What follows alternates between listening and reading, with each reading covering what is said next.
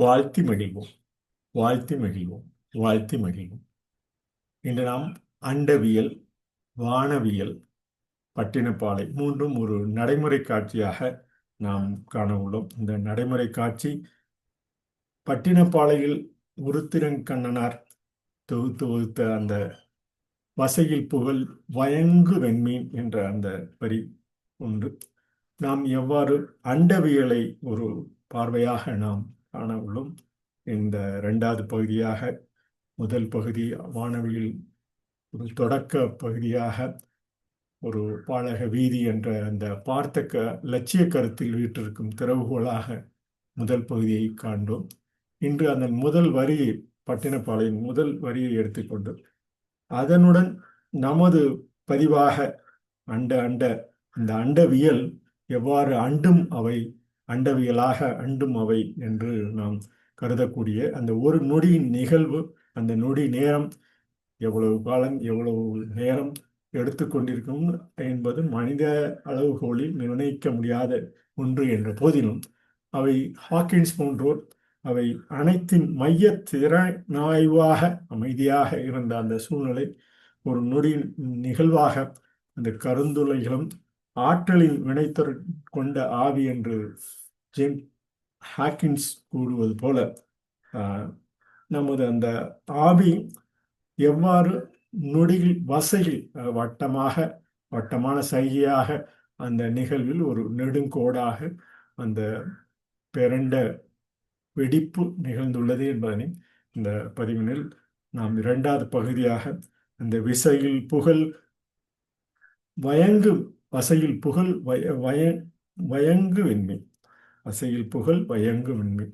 விசை என்று நாம் கருதக்கூடிய இந்த புவி வசையில் அந்த வட்ட சைகை வடிவில் வசையில் புகழ் வயங்கு விண்மீன் என்ற அந்த முதல் வரி நமது அண்டவியலை நோக்கி ஒரு சொல்லும் இக்கால பதிவாக அண்டத்தின் கோலமாக கருதலாம். இந்த அண்டும் இடம் அண்டவியல், அண்டும் இடம் அண்டவியல், கண்டவை கொண்டவை அண்டும் அவை, அவை ஒவ்வொரு பகுதியாக அண்டும் அவை, மண்டலம் அவை, கண்டத்தில் ஒண்டியவை, யாண்டும் அவை மண்டியவை, கண்டமானவை ஆண்டவை துண்டானவை என்போம் என்று நமது பதிவாக இந்த அண்டும் இடம் அந்த பகுதி, அந்த கருந்துளை திரள்கள் ஆவியாக ஆற்றலுடைய விந்தை மிகுந்த வியப்பூட்டும் அந்த நிலை கிட்டத்தட்ட அந்த வினைத்திறன் கொண்ட அந்த ஆவி என்று ஹாக்கின்ஸ் கூறுவது போல இந்த பட்டினப்பாலையிலும் வசையில் புகழ் வயங்கு வெண்மீன் என்று கூறியுள்ளார். அந்த வட்ட சைகை எவ்வாறு புகழ் பெற்று, புகழ் என்று சொல்லக்கூடிய அந்த ஆற்றல் நிலை வயங்கு வெண்மீன் என்று நமது இக்கால பதிவில் கடந்த ஒரு 2000 ஆண்டுகளாக நமது பதிவிலும் தமிழ் மொழி பதிவிலும் உள்ளது. அது குறிப்பாக பட்டினப்பாளையில் உருத்திரங்கண்ணனார் வகுத்துள்ளார் என்பதை கூறி இப்ப எடுப்பாக நமது அண்டுமிடம் அண்டவியல் கண்டவை கொண்டவை அண்டும் அவை, கண்டத்தில் ஒண்டியவை, யாண்டும் அவை மண்டியவை, கண்டமானவை ஆண்ட அவை துண்டானவை என்போம் என்று நாம் கருதக்கூடிய இந்த ஒவ்வொரு பகுதியும் நமது சூரிய குடும்பம், நமது பல்வேறு நிலை பகுதிகள் எவ்வாறு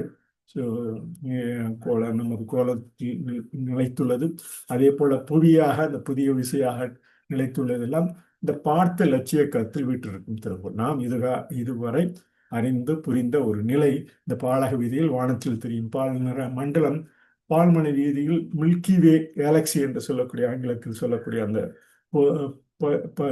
அந்த பருப்பொருள் எல்லாம் நாம் கண்டு கொண்ட ஒரு சிறு சிறு பகுதிகள். இந்த அண்டம் ஆகி சுழலுது.